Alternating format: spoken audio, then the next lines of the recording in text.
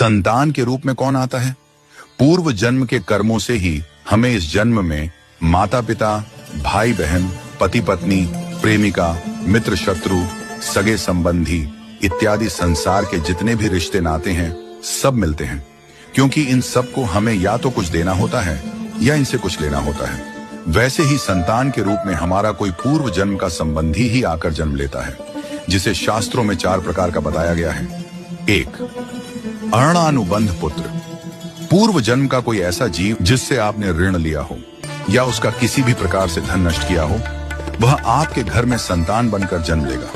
वह अपना धन बीमारी में या व्यर्थ के कार्यों में तब तक नष्ट करेगा जब तक उसका पूरा हिसाब न हो जाए।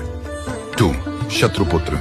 पूर्व जन्म का कोई दुश्मन आपसे बदला लेने के लिए आपके घर में संतान बनकर आएगा। बड़ा होने पर वह माता पिता से मारपीट, झगड़ा करेगा या उन्हें सारी जिंदगी किसी न किसी प्रकार से सताता ही रहेगा। वह हमेशा कड़वा बोलकर उनकी बेइज्जती करेगा और उन्हें दुखी रखकर ही खुश होगा। 3. उदासीन पुत्र।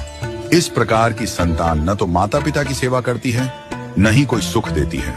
वह उन्हें उनके हाल पर मरने के लिए छोड़ देती है। विवाह होने पर यह माता पिता से अलग हो जाते हैं और उनकी चिंता नहीं करते। 4. सेवक पुत्र। पूर्व जन्म में यदि आपने किसी की खूब सेवा की है तो वह अपनी की हुई सेवा का ऋण उतारने के लिए आपकी सेवा करने के लिए पुत्र बनकर आता है। जो बोया है वही तो काटोगे। यदि अपने माता पिता की सेवा की है तो ही आपकी संतान बुढ़ापे में आपकी सेवा करेगी, वरना कोई पानी पिलाने वाला भी पास न होगा। आप यह न समझें कि यह सब बातें केवल मनुष्य पर ही लागू होती हैं। इन 4 प्रकार में कोई भी जीव आ सकता है। यदि आपने किसी गाय की निस्वार्थ भाव से सेवा की है तो वह भी पुत्र या पुत्री बनकर आ सकती है। यदि आपने गाय को स्वार्थवश पालकर उसके दूध देना बंद करने के पश्चात उसे घर से निकाल दिया हो तो वह ऋणानुबंध पुत्र या पुत्री बनकर जन्म लेगी। यदि आपने किसी निर्दोष जीव को सताया है तो वह आपके जीवन में शत्रु बनकर आएगा। इसलिए जीवन में कभी किसी का बुरा न करें, क्योंकि प्रकृति का नियम है कि आप जो भी करोगे उसे वह आपको इस जन्म में या अगले जन्म में 100 गुना वापस करके देगी। यदि आपने किसी को 1 रुपया दिया है तो समझो आपके खाते में 100 रुपया जमा हो गए हैं। यदि आपने किसी का 1 रुपया छीना है तो समझो आपकी जमा राशि से 100 रुपये निकल गए। जरा सोचिए, आप कौन सा धन साथ लेकर आए थे और कितना साथ लेकर जाओगे?